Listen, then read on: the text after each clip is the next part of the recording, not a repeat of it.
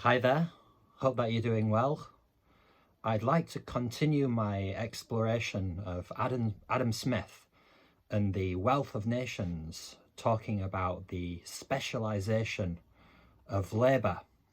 More developed economies utilize the increased specialization, like numerous professions of people specializing in certain aspects or certain professions. And Adam Smith uses the example of the street porter, and he compares him to the philosopher. So he goes on to say that the street porter and the philosopher, or the future street porter and the future philosopher, at the age of around 8 to 10 years old, are remarkably similar in customs and habits. But as they grow older, as they mature, as they go towards their respective professions, they differ vastly in their habits and the language that they use. But I think it's an interesting thing to think about.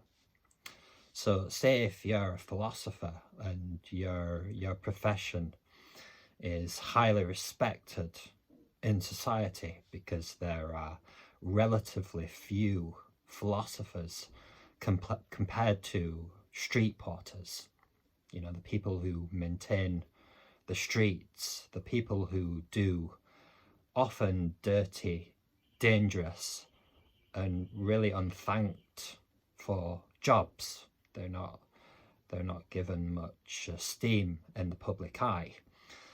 But I think it's good to have some humility, definitely on the part of the philosopher, to recognize that it wouldn't be possible to be a philosopher, to specialize in areas of abstract knowledge without the vital work of the street porter, making sure that the streets are clean and free from disease that could be rife among dirty conditions. So the street porter actually plays a very vital role in society.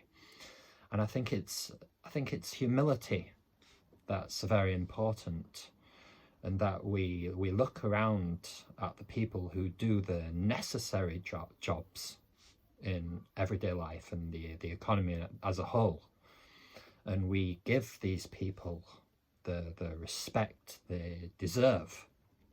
Like often they get up in the early hours of the morning and they have to work long hours. They do a hard job. It's not like they're just sitting in an air-conditioned office or, delivering lectures, even though that can have its challenges, of course.